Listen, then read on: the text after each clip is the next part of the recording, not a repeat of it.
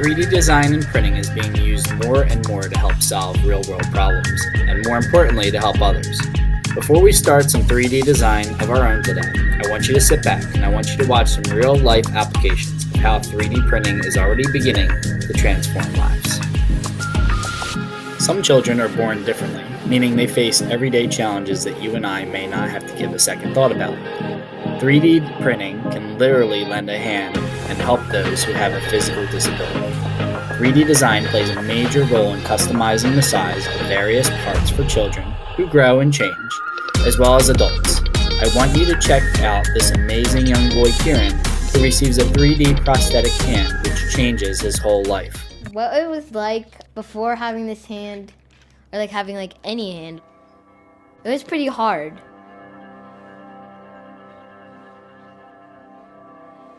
I get bullied a lot, and like I really wanted to be part of a team. I wanted to have friends. I wanted to act like I actually had like right hand, and it wouldn't really care if I had that.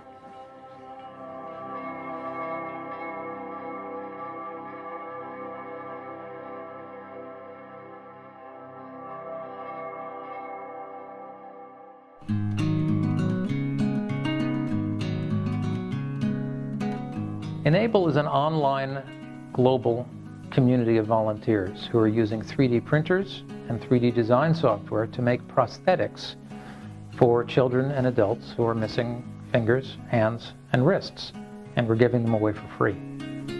One of the reasons 3D printing is so well suited to this problem is no two cases are exactly the same. Some kids are missing all of their fingers, some are missing even the palm and the wrist. One of the reasons we can produce these devices in kind of incredibly low cost, well under $100, is these devices are entirely body-driven, purely mechanical, so there are no motors, there are no sensors, there are no heavy batteries. So it's a very lightweight, very simple device. These hands don't even pretend to look like normal hands. They're very different. These things look like something Iron Man or a superhero would have, and the kids love them for that reason. Once I had this hand, my friends would ask, "Hey dude, how's it going? Has anything changed with it? Is it working better?" And it's pretty cool how they're actually involved. They're actually talking to me about it. And I love this because I could pick up stuff and I could help.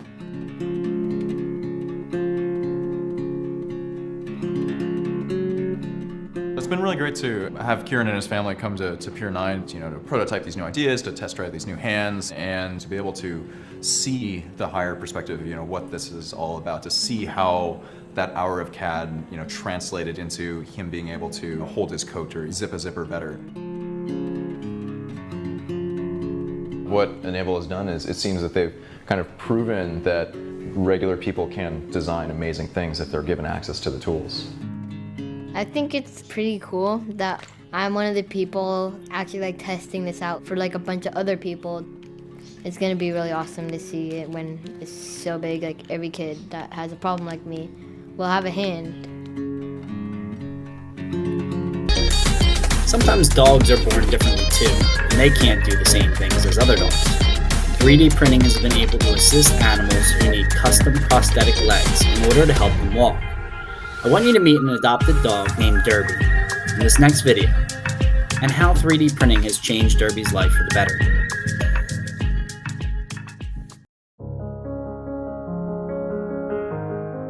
I came across Derby a little over 3 months ago now, I think. I had adopted a dog through this rescue group called Peace and Paws. He was born with deformed front legs.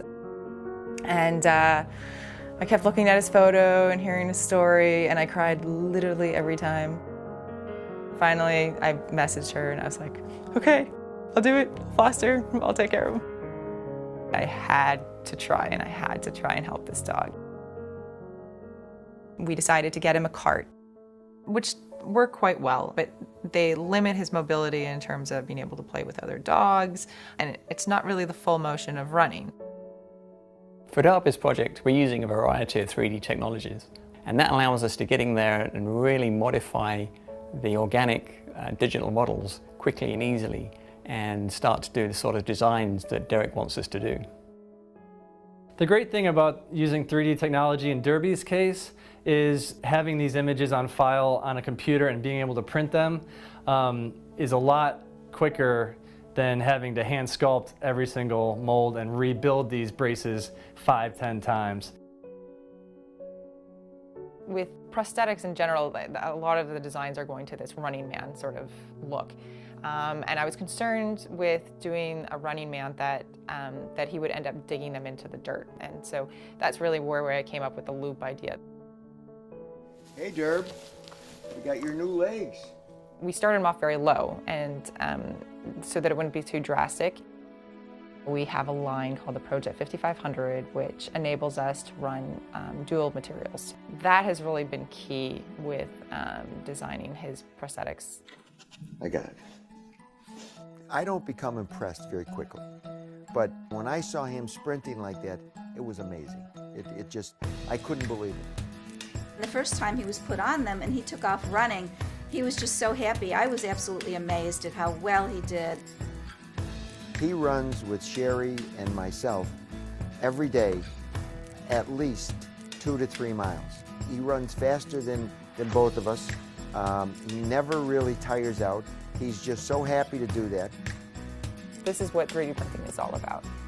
To be able to help anybody, dog, person, whoever, to have a better life is just, there's no better thing to be involved in.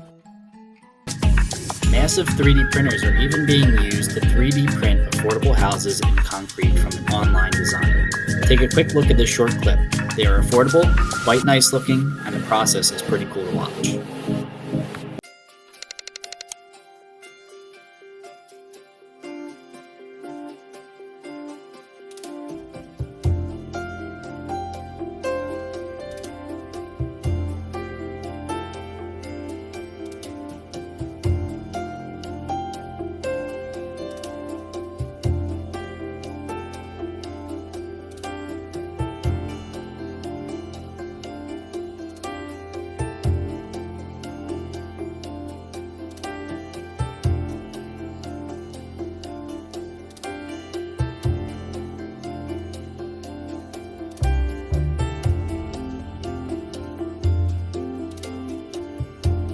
So having strong, sturdy walls, having a door that we can close at night, it's something that we take for granted, being able to lock our door and be safe.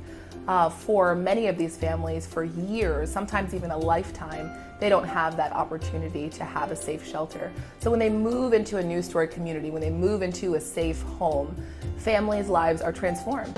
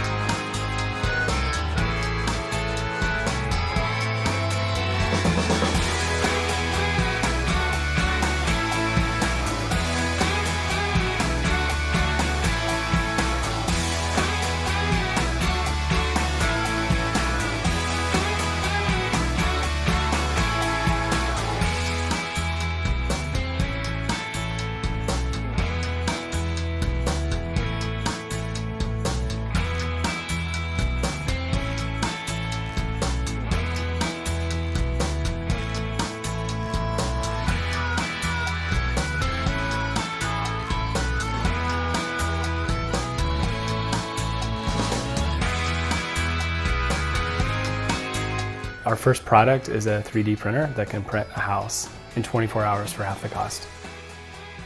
Phase 1 for News Story and for Icon is a proof of concept house, and the good news is we've done it. We printed the first home in the United States that's going to be permitted. And for us, this is just the beginning. The real kind of home run for us is to be able to do what we've done here in Austin, Texas, in the developing world, and we're doing that in what we call Phase 2, which is in El Salvador. We are going to be printing an entire village for people that don't have homes.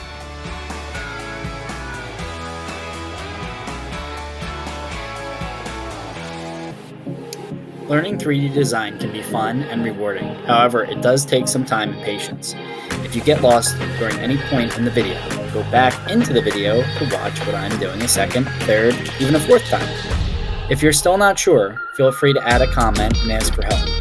Also, at the end of this video, I will have part 2 of Derby the dog so you can see how his 3D leg design changed over time as they work to lift him higher off the ground. Alright, let's get started.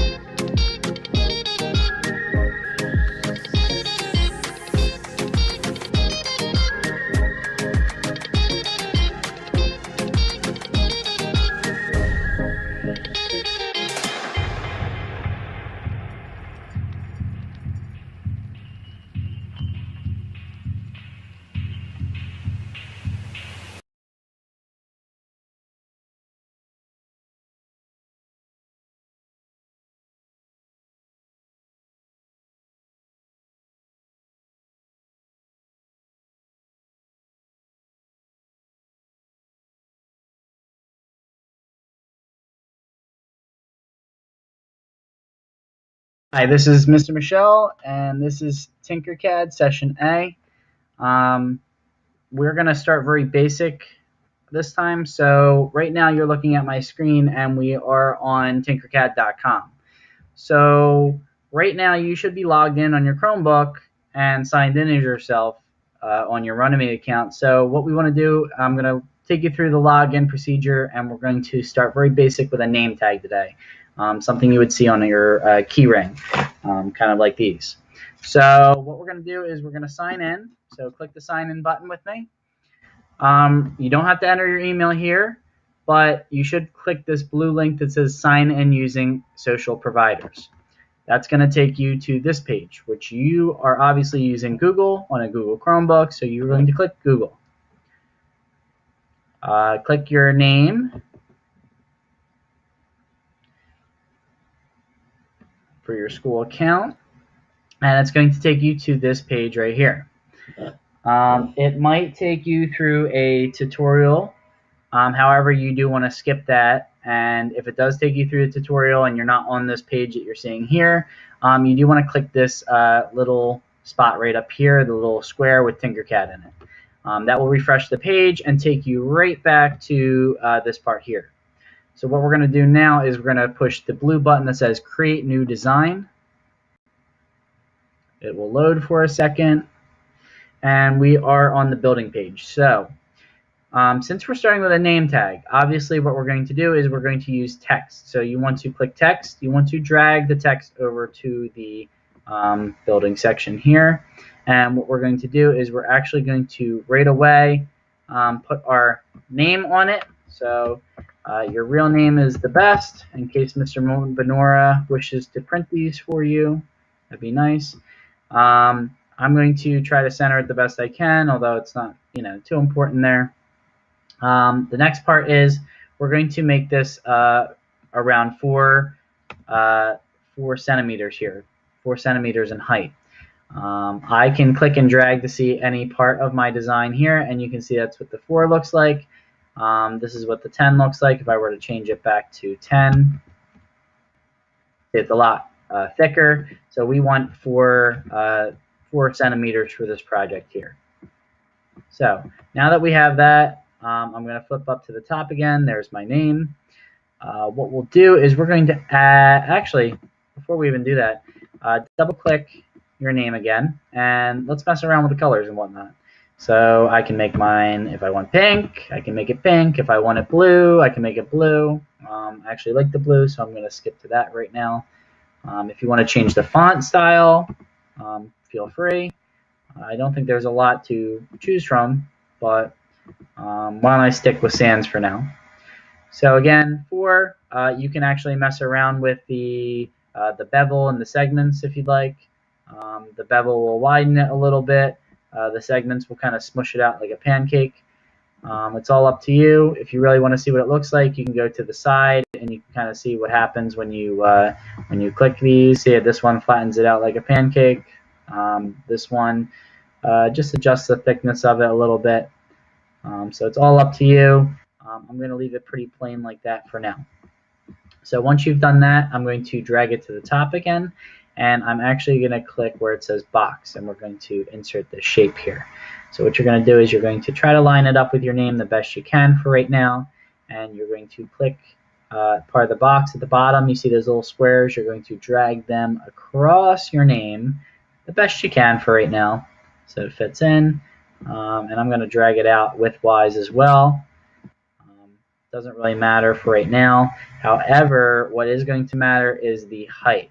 So we said last time that our name was going to be 4 centimeters, so we're going to change this one to 2. And I'm going to push enter.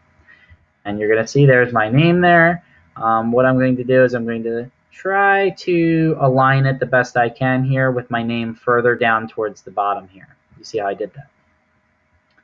I'm going to try to reduce it a little bit here. It doesn't really matter the size as long as it fits your entire name.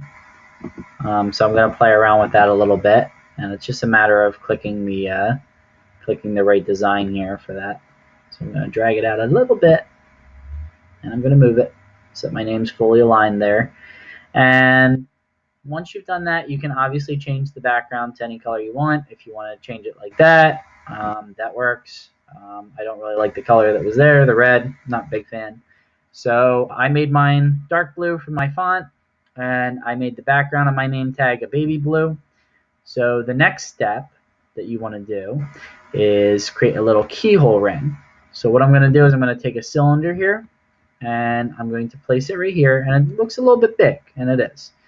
However, when I decide to try to change the dimensions of it, you'll see that there's some numbers that pop up. So click that little square at the bottom, and I'm going to change this to make it a 5 by 5. So 5 by 5, and I'm just going to type that in there like that. You'll see the cylinder is a lot tinier than it was, a lot thinner. So what I'm going to do is I'm going to try to level it the best I can here and place it. And what I'm going to do is I'm going to click the shape, make sure it's highlighted in that blue, and I'm going to push the button Control on my keyboard and the down arrow, and it's going to push this shape down. You see that? I'm going to leave a little space there. Once I do that, okay, it doesn't really matter the color, although I can make it, white, I can make it black, it doesn't really matter. But anyways, for right now, I want to click and highlight using my mouse pad the whole object, and what I'm going to do is I'm going to group them together. When I group them together, what I should get,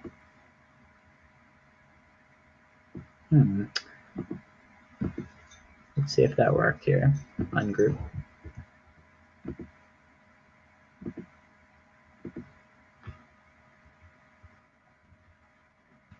Play around with it a little bit.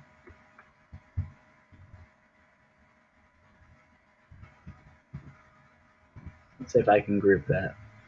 Maybe click that and this. Let me see if I can highlight those two things.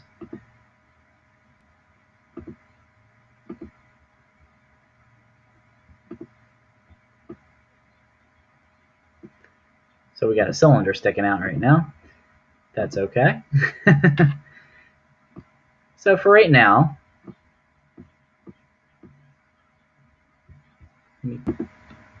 okay, so we actually used the wrong cylinder there. So actually you need the clear one. So take that clear cylinder, and I'm going to make those dimensions the 5 by 5. Why we want the clear one, the transparent one, is because we don't want that coming through. So what I'm going to do is I'm going to line it up the best I can. If I can't see it this way, I want to see it from the top. Okay, I just had to pause the video for a second to see what I was doing wrong there. Ugh, I just did that. It's okay if you make a mistake, just undo it. I'm going to click and drag this shape the best I can to the center from what I can see. And then what we're going to do is we're going to make sure that this is highlighted here, this cone or the cylinder, and we're going to push Control down, and I'm going to do it from a side view so you can kind of see it going down. So again, it's highlighted in blue, and what I'm going to do is push Control down with my arrow key so it's halfway through, And what I will do then is go back to the top. I'm going to click and then highlight all the text there and all the things and group them. And what that will do is, if you see, I'm going to have a little hole puncture in the side of the shape here, which is pretty cool. So if you want to change your background and your font size and play around with them a little bit, there it is. You can do that. I think it's because I grouped everything together is why everything is the same color. However, when you group the background and that, let's see if I were to play around with it a little bit and see if I were to not group that all together. What if I just grouped just two of these things? Just the background and the, there we go. So if I want the font to stay the dark blue or the certain color, I just have to highlight just the keyhole shape and the background, not the text. So if I highlight all of it like this, I'm going to get everything grouped in together. I don't want that. So you can see here, here's my key ring. It's got the hole puncture for the keys to fit through, the key ring, and it is three-dimensional in shape. So if I were to send it to the 3D printer, it would come out tiny, it would fit on my key ring, and it would be perfect. So try to put your name on there. Let's see what you come up with for design. You can try to get fancy with it if you'd like. Add some design to it, more than I did, but that is basically how you get your name onto a key ring and kind of make a shape.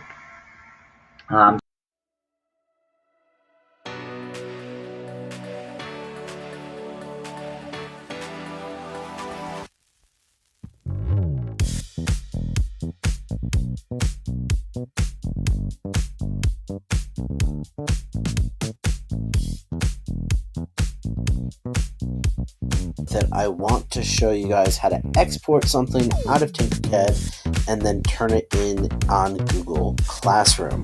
So to export something out of Tinkercad, you're going to go to the Export button. Export, when you hover over it, shows you download for 3D printing, and that's exactly what we want to do. So I'm going to click Export. Everything in the design is highlighted. Now sometimes it will be this, selected shapes. If you do that, you're only going to get what is selected out of your design, and you don't want that. You always want to do your whole design. So make sure it always says everything in the design. Now the file that we use when we're printing in Runnymede is an S.T.E.A.M file. So I'm going to click S.T.E.A.M. Now it says down here, light switch plate template s.stl downloaded.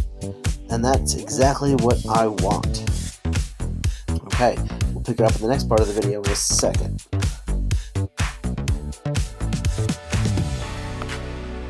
Okay, so I've downloaded the S.T.E.A.M file, and now I'm going to attach it to Google Classroom. So I'm going to click on Week 1 Assignment,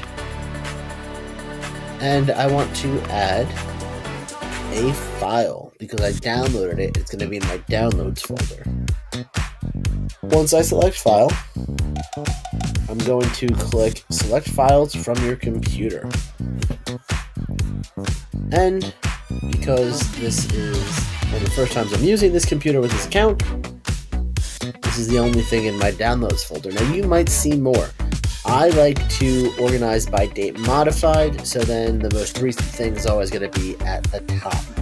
So I select light switch plate template.stl and open.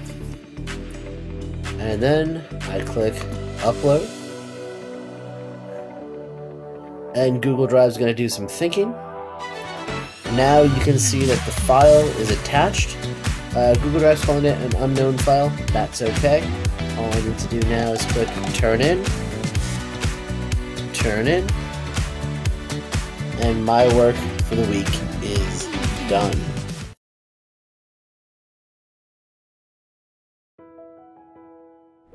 Hi, I'm Tara Anderson, and I'm here to give everyone an update from the last time that we did a derby video. We had started derby very close to the ground, and we did that intentionally so that it was a gradual process for him to try and learn how to walk on prosthetics. Since then, we've gone through many design iterations and many different heights as well, trying to get him to a point where he is leveled off, and so that his back is straight, where it should be. My first strategy was really just to take my initial design and blow it up and get him taller. I'm like, surely that should work. I guess we've sort of called it the blade. As you go up, the blade got bigger, and you put them on, and it was like he had balloons on his elbows. He was just flopping them out to the side like, I don't really know what you want me to do here. So it was watching him and going, all right, well, that design doesn't work, next one.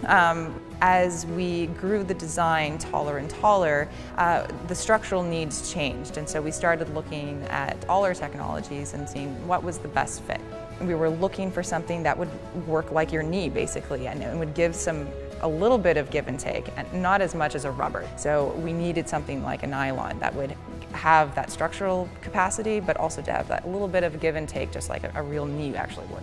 And so I started looking at SLS and that variety of materials we have on that side of things that had the properties that I was really looking for. Derby took to his new prosthetics very well. No difference really in having them on than the old ones, except it raised him up to his proper height. He's walking, in a straight line, and he's sitting like a real dog sits that he's never been able to do. The past year has been amazing for both us and Derby, and we can't wait to see what the future brings, and we're just so grateful for 3D Systems to give us this opportunity.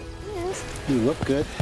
The wonderful thing that ended up coming out of all that was that it really inspired people, and that was just a really humbling experience to be part of. The Derby Project is the gift that keeps on giving.